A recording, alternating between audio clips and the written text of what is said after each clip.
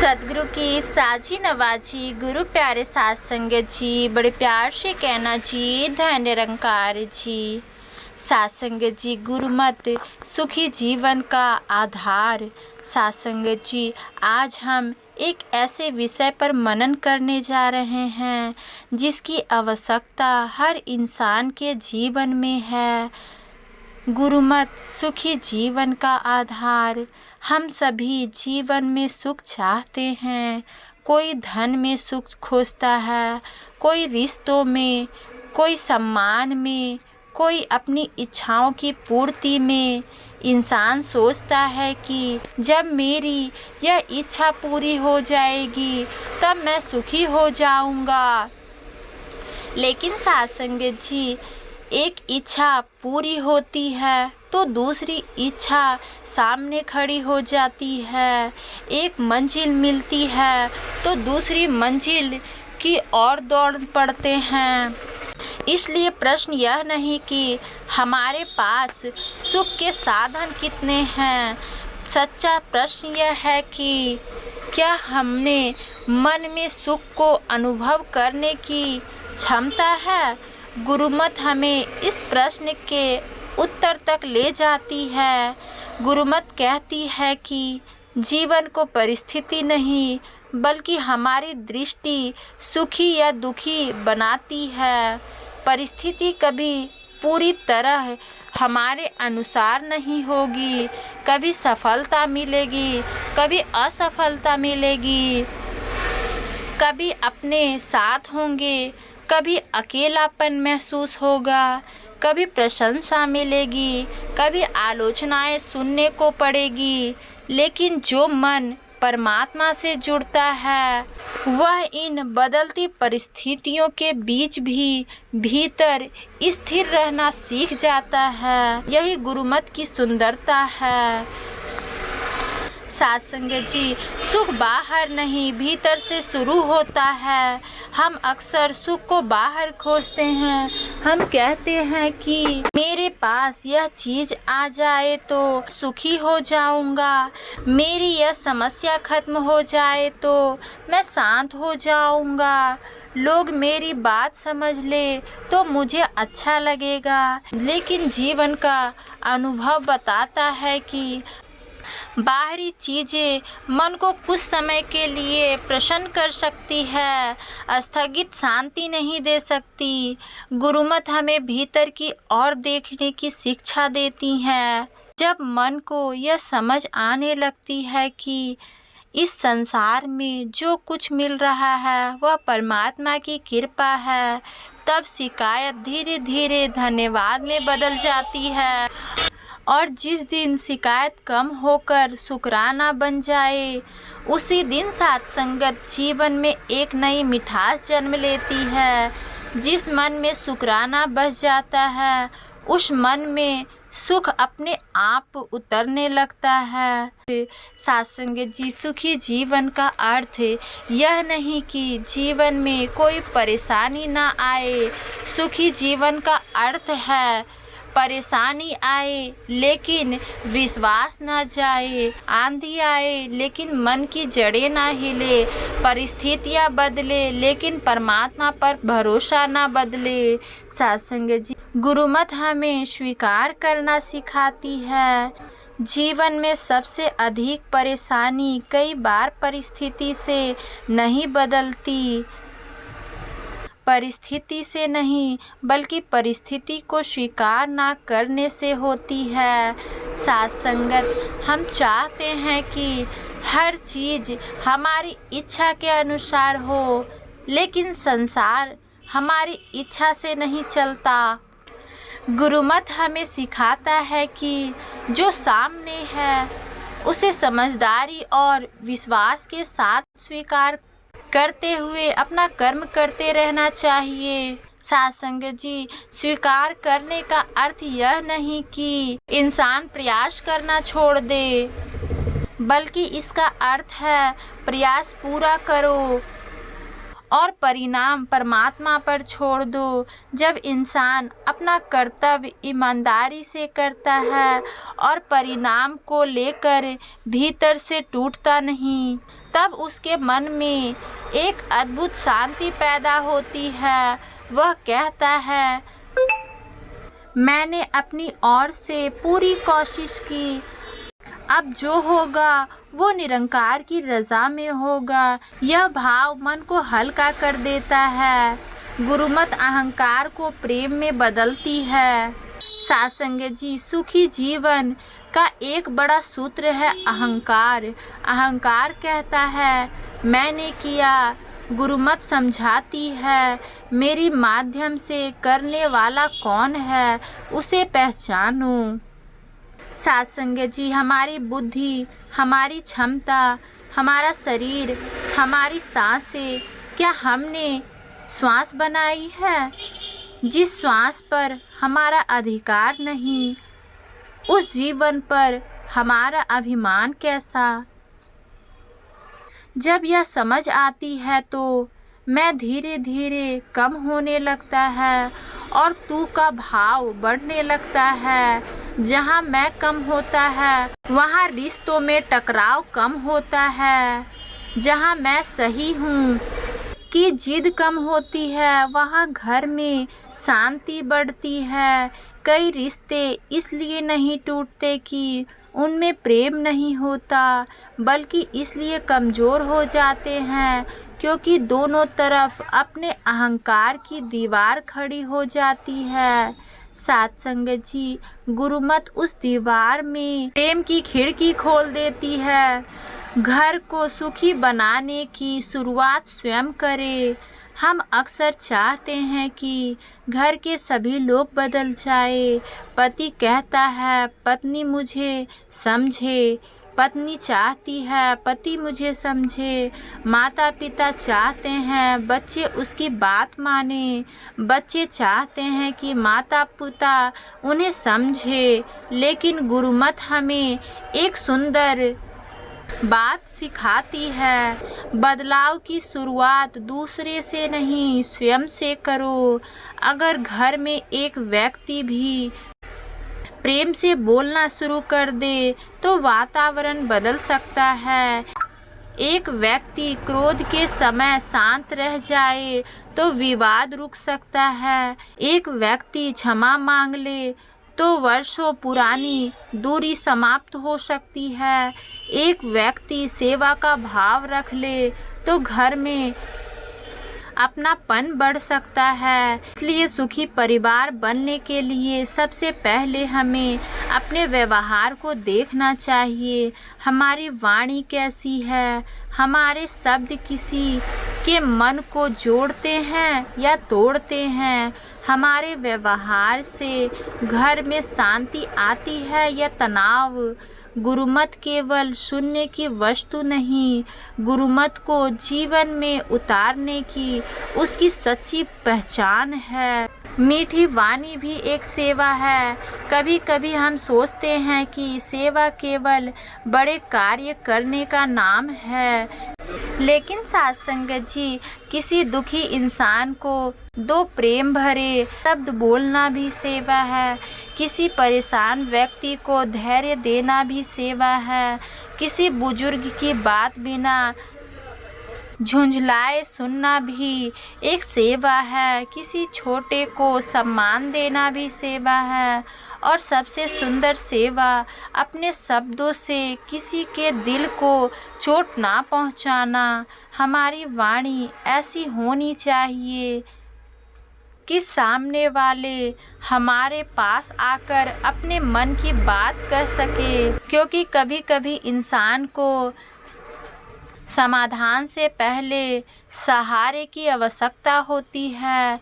गुरुमत हमें संवेदनाशील बनाती है। वह सिखाती है कि हर चेहरा मुस्कुराता हुआ दिखाई दे, इसका अर्थ यह नहीं कि उसके भीतर कोई दर्द नहीं है। इसलिए जहाँ तक संभव हो लोगों के लिए कठोर नहीं, सहारा बने। सत्संग जी, क्षमा मन को मुक्त करती है। जीवन में किसी ने हमें दुख दिया होगा, किसी ने किसी के शब्दों ने चोट पहुंचाई होगी, किसी ने विश्वास तोड़ा होगा, किसी ने हमारी भावनाओं को समझा नहीं होगा। लेकिन साथ संगत जी, अगर हम उस घटना को वर्षों तक मन में पकड़े रखते हैं तो चोट देने वाला व्यक्ति शायद आगे बढ़ चुका होता है और हम उसी दर्द को अपने भीतर लेकर चलते रहते हैं। गुरुमत हमें क्षमा की शक्ति समझाती है। क्षमा करने का अर्थ यह नहीं कि जो हुआ वह सही था। क्षमा का अर्थ है मैं उस घटना को अपने वर्तमान का मालिक नहीं बनने दूं। जो बीत गया उसे सीख लो, लेकिन उसे अपने आज की शांति मत छीनने दो।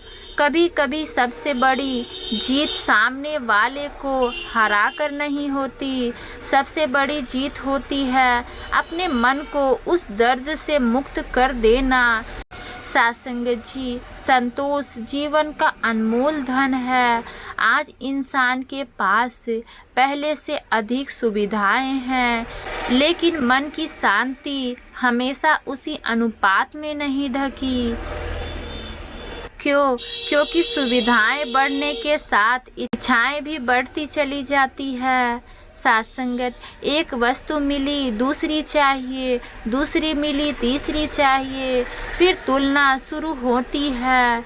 उसके पास यह है, मेरे पास क्यों नहीं। यहीं से मन की शांति कमज़ोर होने लगती है। गुरुमत हमें संतोष सिखाती है। संतोष का अर्थ यह नहीं कि इंसान आगे बढ़ना छोड़ दे। संतोष का अर्थ है मेहनत करते हुए भी वर्तमान की कृपा को पहचानना, जो मिला है उसकी कद्र करना और जो नहीं मिला उसके लिए निरंतर दुखी ना होना। लेकिन अगर मन को क्या मिला है देखना सीख जाए तो छोटी छोटी चीज़ भी बड़ी कृपा दिखाई दे सकती है। सत्संग जी, सत्संग का प्रभाव मन जिस वातावरण में बैठता है वैसा ही रंग पकड़ने लगता है। अगर हम यह संसार नकारात्मक बातें सुनेंगे, शिकायतें करेंगे, दूसरों की कमियां खोजेंगे तो मन भी उसी दिशा में जाने लगेगा। लेकिन जब मन सत्संग से जोड़ते हैं, संतों की वाणी सुनते हैं, अच्छे विचार को मनन करते हैं तो भीतर धीरे धीरे परिवर्तन आता है। सत्संग जी, सत्संग हमें केवल जानकारी नहीं देता, सत्संग हमें दिशा देता है। यह बताता है कि जीवन की कठिन राह पर कदम कैसे रखना है। इसलिए सत्संग जी, सत्संग को केवल एक कर्तव्य समझकर ना सुने, इसे अपने जीवन का दर्पण बनाए। हर बार जब कोई सुंदर विचार सुने, स्वयं से पूछे, आज इस विचार को मैं अपने जीवन में कहाँ उतार सकूँगा। यही प्रश्न साधना को व्यवहार में बदल देता है। सेवा से मन में मिठास आती है। जब इंसान केवल अपने बारे में सोचता है तो संसार छोटा हो जाता है, लेकिन जब वह दूसरे के लिए जीना सीखता है तो उसका जीवन विशाल हो जाता है। सेवा हमें यह अनुभव कराती है कि हमारा जीवन केवल हमारे लिए नहीं, किसी के चेहरे पर मुस्कान लाना, किसी का परेशानी कम करना, किसी की ज़रूरतमंद के काम आना, ये सब सत्संगत जीवन का अर्थ देता है। सत्संगत जी, सेवा में सबसे सुंदर बात यह है कि जब हम किसी की सहायता करते हैं तो केवल सामने वालों को लाभ नहीं मिलता, हमारा अपना मन भी समृद्ध होता है। लेकिन सेवा में भी अहंकार नहीं होना चाहिए। सेवा करके यदि मन कहे मैंने इतना किया तो सेवा का आनंद कम हो जाता है। अगर मन कहे निरंकार ने मुझे किसी के काम आने का अवसर दिया है तो वह भी सेवा का आनंद बन जाता है। साथ संगत जी, हम अक्सर कठिन समय को अपना दुश्मन समझते हैं, लेकिन कई बार वही कठिन समय हमें वह सिखा जाता है जो सुख का समय नहीं सिखा पाता। साथ संगत, मुश्किल समय हमें धैर्य सिखाता है, सफलता हमें अपनी कमियां दिखाती है, दूरी हमें रिश्तों का कीमत समझाती है, अकेलापन हमें अपने भीतर झांकने सिखाता है और संतोष हमें अपनी वास्तविक शक्ति से परिचित कराता है। इसलिए जब जीवन में कठिनाइयाँ आए तो केवल यह मत पूछिए मेरे साथ ही ऐसा क्यों हुआ, कभी कभी यह भी पूछिए इस परिस्थिति से परमात्मा मुझे क्या सिखाना चाहता है। दृष्टिकोण बदलते ही परिस्थिति का अर्थ बदल सकता है। तुलना छोड़कर अपनी यात्रा देखिए। आज बहुत सा दुख तुलना से पैदा होता है। किसी की नौकरी देखकर हमें अपनी नौकरी छोटी लगती है, किसी का घर देखकर अपना घर छोटा लगता है, किसी की सफलता देखकर अपनी मेहनत कम लगती है। लेकिन हमें यह याद रखना चाहिए कि हर इंसान की यात्रा अलग है। किसी का अध्याय देखकर अपने पूरे जीवन का निर्णय मत लीजिए। की गति अलग हो सकती है, आपकी मंजिल अलग हो सकती है और आपका समय भी अलग हो सकता है। गुरुमत हमें दूसरों से आगे निकलने से अधिक अपने भीतर के आगे बढ़ने की प्रेरणा देती है। साथ संगत जी, आज का मैं अगर कल में अपने रूप में बेहतर है तो यही प्रगति है। रिश्तों में अधिकार से अधिक अपनापन रखे। रिश्ते अधिकार से नहीं विश्वास से मजबूत होते हैं। हम कहते हैं वह मेरा अपना है, लेकिन अपना होने का अर्थ यह नहीं कि हम उस पर अपनी इच्छा थोप दे। अपनापन कहता है मैं तुम्हें समझने की कोशिश करूँगा। रिश्ते में हमेशा अपनी बात मनवाना जरूरी नहीं। कभी सामने वाले की भी बात सुन लेना भी प्रेम है। कभी अपनी गलती स्वीकार कर लेना भी प्रेम है। कभी बिना कारण हाल पूछ लेना भी प्रेम है। कभी किसी की चुप्पी को समझ लेने का प्रयास करना भी प्रेम है। और कभी कभी बिना कोई उपदेश दिए केवल साथ बैठ जाना भी बहुत बड़ी सेवा बन जाता है। मन को रोज साफ करना जरूरी है। जिस तरह हम शरीर की सफाई करते हैं, उसी तरह मन की सफाई भी आवश्यक है। में दिन भर कितने विचार आते हैं, क्रोध, ईर्ष्या, शिकायतें, चिंता, अपेक्षा, भय और तुलना। अगर इन विचारों को रोज साफ ना किया जाए तो मन भारी हो जाता है। इसलिए प्रतिदिन कुछ समय अपने भीतर झांकिए। आज मैंने कितने कठोर शब्द कहे, किसके प्रति मन में शिकायतें हैं, कहाँ मेरा अहंकार सामने आया, कहाँ मैंने किसी की मदद कर सकता था।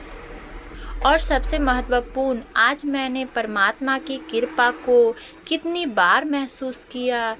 यह आत्मचिंतन मन को धीरे धीरे निर्मल बनाता है। साथ संगत जी, असली आनंद कहाँ है? आनंद केवल हंसने का नाम नहीं। आनंद वह अवस्था है जिसमें मन के भीतर परमात्मा की उपस्थिति का विश्वास बन सकता है। बाहर परिस्थितियाँ कैसी भी हो, भीतर एक भरोसा रहता है, मैं अकेला नहीं हूँ। जब यह भाव गहरा हो जाता है तब मनुष्य छोटी छोटी बातों में भी आनंद खोज लेता है। सुबह की हवा में आनंद, परिवार के साथ बैठने में आनंद, सेवा करने में आनंद, सत्संग सुनने में आनंद, किसी का सहायता करने में आनंद, शुक्राना करने में आनंद। क्योंकि तब आनंद किसी वस्तु पर निर्भर नहीं करता, वह मन की अवस्था बन जाता है। साथ संगत जी, गुरुमत को जीवन में कैसे उतारे।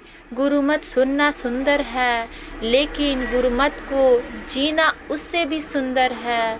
अगर हम प्रेम की बात सुने और घर जाकर कठोरता से बोले तो विचार केवल कान तक रहा।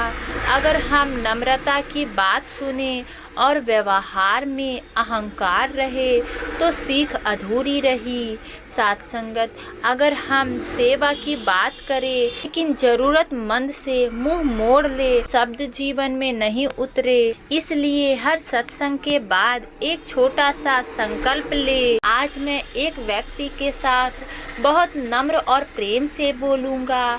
आज मैं किसी की गलती को तुलना पकड़ने की बजाय समझने की कोशिश करूँगा।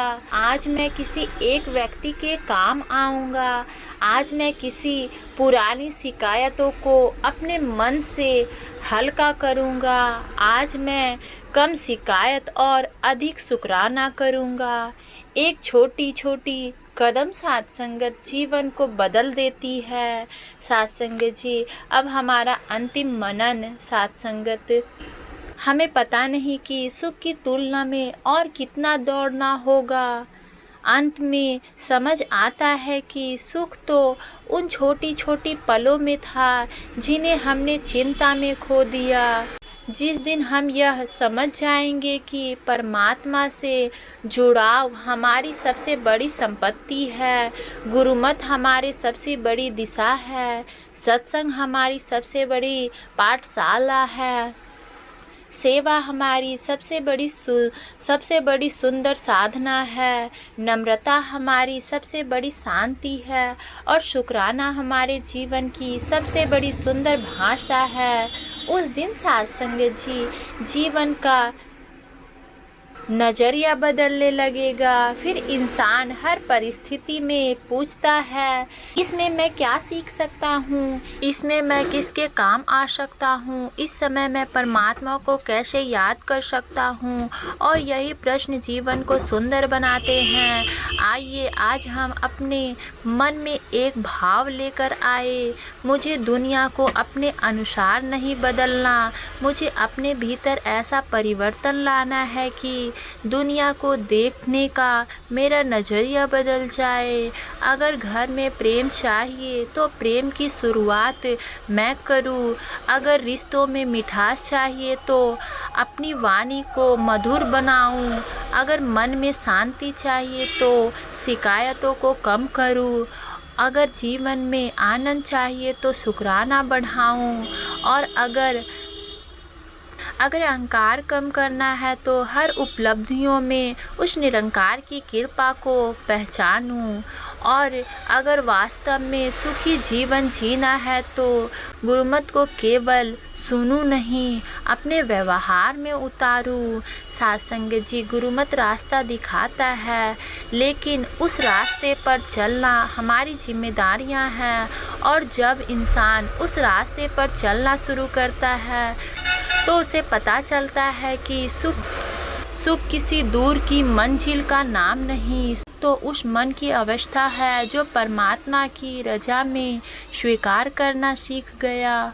आइए अंत में अपने मन से यह कहे, परिस्थितियों से नहीं टूटना, मैं सफलता से अपनी पहचान नहीं बदलूं, मैं दूसरों से तुलना करके अपने जीवन की कीमत कम नहीं करूँगा, मैं रिश्तों में प्रेम को अहंकार से ऊपर रखूँगा, मैं सेवा को अवसर समझूँगा, मैं सत्संग को जीवन की दिशा बनाऊँगा, मैं हर दिन कुछ पल आत्मचिंतन करूँगा और सबसे बड़ा मैं उस निरंकार का शुक्राना करूँगा जिसने मुझे यह जीवन दिया, श्वास दी, परिवार दिया, सत्संग दी और साथ संगत गुरुमत के माध्यम से जीवन को सही दिशा देने का अवसर दिया।